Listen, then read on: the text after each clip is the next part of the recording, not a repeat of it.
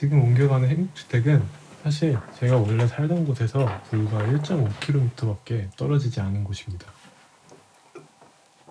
그래서 이사 업체의 견적을 물어봤을 때 생각보다 얼마 나오지 않았어요. 제가 직접 하면 몇 날 며칠 고생할 게 뻔하다는 점을 고려했을 때 업체를 고용하는 게 무조건 나을 정도로 합리적인 금액이었습니다. 그럼에도 불구하고 결국 저는 제 짐들을 스스로 옮기는 걸 선택했습니다. 약간의 의미를 부여하자면 이제 저의 일상을 유지하는 일들을 다시 해나가야 된다고 스스로를 납득시키고 싶었습니다.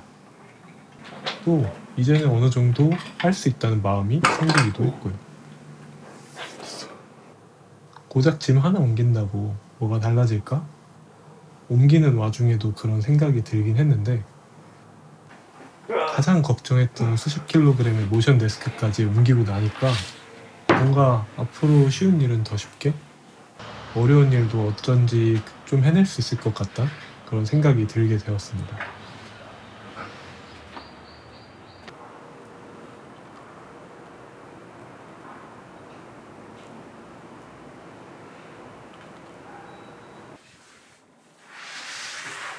돌이켜보면 우울감이 나타나기 시작했을 때 가장 크게 어려움을 겪은 건 일상을 유지하는 일이었고, 조금 더 구체적으로는 청소 혹은 정리와 같은 따위의 것들이었습니다. 솔직히 말씀드리면 원래도 청소를 제깍제깍 잘 하던 인간 부류는 아니었음을 먼저 인정합니다. 그건 명백하게 저의 결점 중 하나이기도 했으니까요. 근데 힘든 시기를 겪다 보니까 청소 정리와 같은 일상의 일들이 생각보다 많은 정신적인 집중, 에너지를 요한다는 걸 알게 됐고,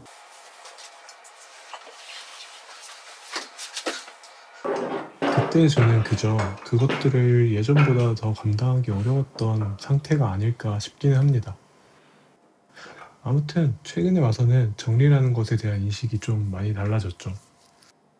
예전엔 그저 방을 깨끗하게 하는 수단 이렇게 받아들였지만 여러 일들을 겪은 지금 매일의 공간을 유지해 나간다는 게 얼마나 어려운 일인지 알게 됐으니까요.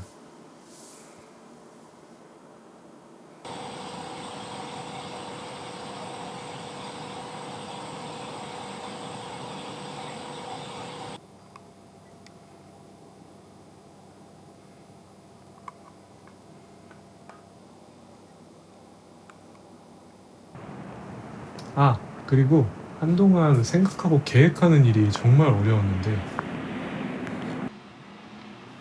요즘은 좀 꾸준히 노력해가지고 메모하는 습관이 생겼고,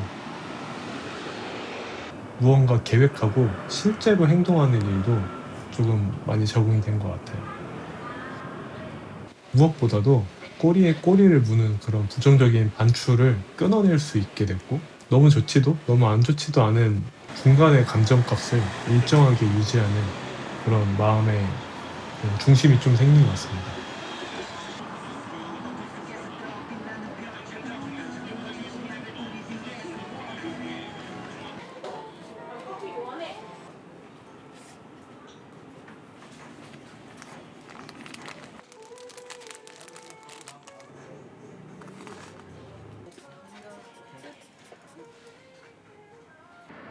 물론 헤쳐나가야 되는 새로운 일들이 하나둘씩 다시 산재하기 시작한 건 맞는데 너무 큰 일이 아니라면 다시 스스로 무너지거나 하지는 않을 것 같아요.